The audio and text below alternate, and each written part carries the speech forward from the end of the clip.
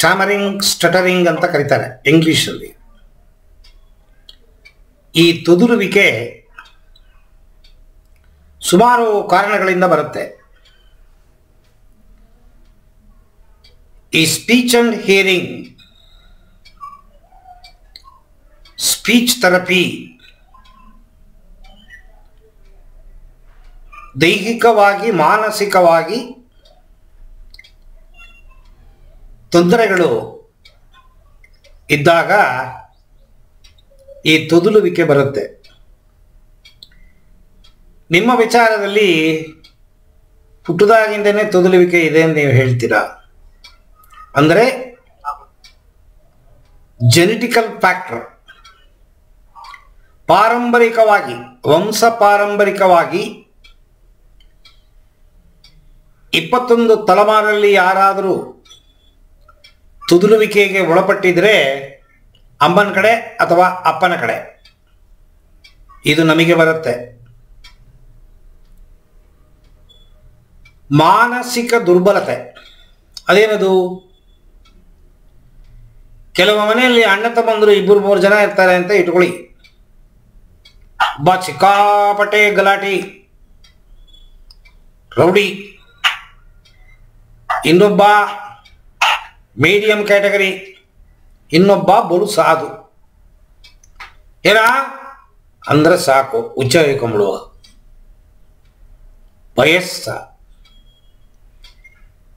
ಇದು ಹುಟ್ಟು ಗುಣ ಅಂತ ನಾವು ಹೇಳ್ತೀವಿ. ಹುಟ್ಟು ಗುಣ ತುಂಬ ಸಾತ್ವಿಕ ನೇಚರ್ ಇದ್ದಾಗ ಯಾರಾದರೂ ಏನಾದರೂ ಹೇಳಿದ್ರೆ ಅದನ್ನು ತಡೆಯೋಕ್ಕಾಗ್ದೇನೆ ಮನಸ್ಸಲ್ಲಿ ನೋವನ್ನು ಇಟ್ಟುಕೊಂಡು ಆ ನೋವನ್ನು ಬೇರೆಯವ್ರಿಗೆ ನಾವು ಹೇಳ್ದೇನೆ ಮನಸ್ಸಲ್ಲಿ ಕೊರಗುತ್ತಾ ಇದ್ರೆ ತೊದಲುವಿಕೆ ಬಂದ್ಬಿಡುತ್ತೆ. ಸಾಮಾನ್ಯ ಮನೆಯಲ್ಲಿ ತಾಯಿ ಅಥವಾ ತಂದೆ ಯಾರಾದರೂ ಒಬ್ಬರು ಮಕ್ಕಳನ್ನು ಕಂಟ್ರೋಲ್ ಮಾಡಿ ಸರಿಯಾದ ದಾರಿಯಲ್ಲಿ ತಗೊಂಡು ಹೋಗ್ತಾರೆ. ಇದು ಮಾಡು, ಇದು ಮಾಡಬೇಡ, ಇದು ತಪ್ಪು, ಇದು ಸರಿ, ಆ ಸ್ನೇಹಿತನ ಜೊತೆಗೆ ಸೇರಬೇಡ, ಅವನು ಬೀಡಿ ಹೊಡಿತಾನ, ಈ ಸ್ನೇಹಿತನ ಜೊತೆಗೆ ಹೋಗಬೇಡ, ಸ್ಕೂಲಿಗೆ ಬರೋದಿಲ್ಲವ, ಏನೋ ಕಂಡೀಷನ್ ಮಾಡ್ತಾರೆ. ಅದು ಪ್ರೀತಿಯಿಂದ ಕಂಡೀಷನ್ ಮಾಡಿದ್ರೆ ನಮಗೇನು ಗೊತ್ತಾಗೋದಿಲ್ಲ. ದಬ್ಬಾಳಿಕೆ, ಬೈಯೋದು ಖಾರವಾಗಿರುತ್ತೆ, ನಾಟತ್ತೆ ನಮ್ಮ ತಲೆಗೆ. ಆ ಥರ ವಿಚಾರಗಳು ಮಿಲ್ಟ್ರಿ ರೂಲ್ ಅಂತ ಹೇಳ್ತೀವಿ. ಎಲ್ಲಿ ಹೋಗಿದ್ದಿ, ಯಾಕೆ ಲೇಟು, ಯಾವಾಗ ಬಂದು, ಯಾಕೆ ಹೇಳಲಿಲ್ಲ, ಹಿಂಗೆಲ್ಲ ಮಿಲ್ಟ್ರಿ ರೂಲ್ ಮಾಡಿ ಕೆಲವರು ಮಕ್ಕಳನ್ನು ಸಾಕ್ತಾರೆ.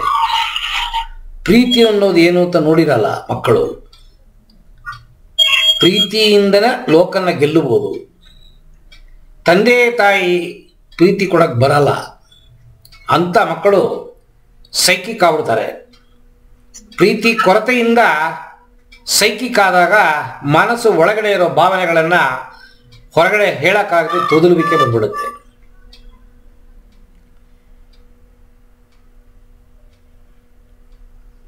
ಇನ್ನು ಎನ್ವೈರ್ಮೆಂಟು, ಮನೆಯಲ್ಲಿ ಯಾರಾದರೂ ತೊದಲೋರಿದ್ದಾಗ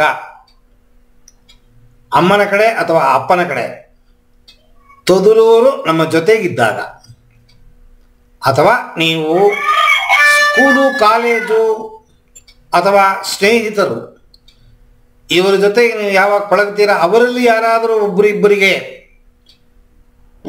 ತೊದಲುವಿಕೆ ಇದ್ದರೆ ಖಂಡಿತ ತೊದಲು ಬಂದ್ಬಿಡುತ್ತೆ.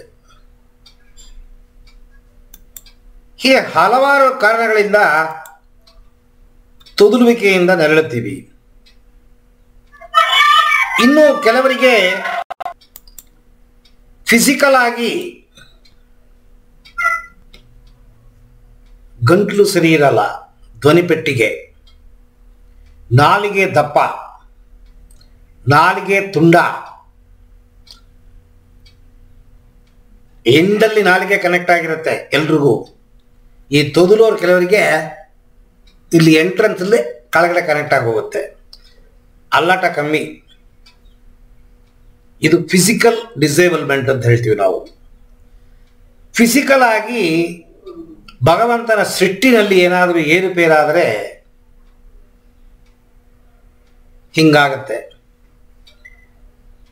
ಮನಸ್ಸು ಈ ಭಯ ಭೀತಿ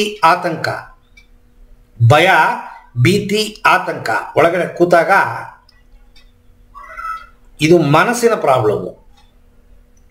ಫಿಸಿಕಲ್ ಆಗಿ ಗಂಟಲು, ನಾಲಿಗೆ, ನಿಮ್ಮ ಜಾಸು ಇದು ಸೇರುತ್ತೆ ನೋಡಿ. ಈ ಕೀಲು, ಈ ಕಡೆ ಒಂದು ಕೀಲು, ಈ ಕಡೆ ಒಂದು ಕೀಲು, ಅದು ಕರೆಕ್ಟಾಗಿ ಅಲ್ಲಾಡಬೇಕು. ಅಲ್ಲಾಡದೆ ಹೋದ ಪಕ್ಷದಲ್ಲಿ ಟೈಟ್ ಆಗಿರುತ್ತೆ, ಕೆಲವರಿಗೆ ಮೂಮೆಂಟ್ ಇರಲ್ಲ. ಇದು ಭಗವಂತನ ಸೃಷ್ಟಿನಲ್ಲಿ ಏರುಪೇರು. ಒಂದು ಕಣ್ಣು ದಪ್ಪ, ಒಂದು ಕಣ್ಣು ತುಂಡ, ಒಂದು ಕಿವಿ ಅಗಲ, ಇನ್ನೊಂದು ಕಿವಿ ಅಥವಾ ಎರಡು ಕಿವಿ ಅಗಲ ಜಾಸ್ತಿ, ಮೂಗು ಒಳ್ಳೆ ತೆಂಗಿನಕಾಯಿ ಇಟ್ಟಂಗಿರುತ್ತೆ ಮೂಗು ಕೆಲವರಿಗೆ. ಭಗವಂತನ ಸೃಷ್ಟಿ ಆ ಥರ. ಭಗವಂತನ ಸೃಷ್ಟಿನಲ್ಲಿ ನಮ್ಮ ದೇಹ ಮಾತಾಡುವ ವಿಚಾರಗಳಿಗೆ ಸಂಬಂಧಪಟ್ಟಿದ್ದ ಅಂಗಗಳಲ್ಲಿ ಏರುಪೇರಾದಾಗ ತೊದಲು ಬರುತ್ತೆ. ಇನ್ನೊಂದು ಕ್ಯಾಟಗರಿ ಮನಸ್ಸು. ಮನಸ್ಸಲ್ಲಿ ಈ ಥರದ ಭಯ ಭೀತಿ ಆತಂಕ ಇತ್ಯಾದಿ ಇತ್ಯಾದಿ ಏನಾದರೂ ಕೂತ್ಕೊಂಡ್ಬಿಟ್ರೆ ಮಾತೆ ಶುರು ಆಗಲ್ಲ. ಸುಮಾರು ಜನ ನೋಡಿದ್ದೀನಿ ನಾನು, ಮಾತು ಶುರು ಮಾಡಿಬಿಡ್ತಾರೆ, ಮಧ್ಯದಲ್ಲಿ ಸ್ಟಕ್ ಹೊಡೆಯುತ್ತೆ.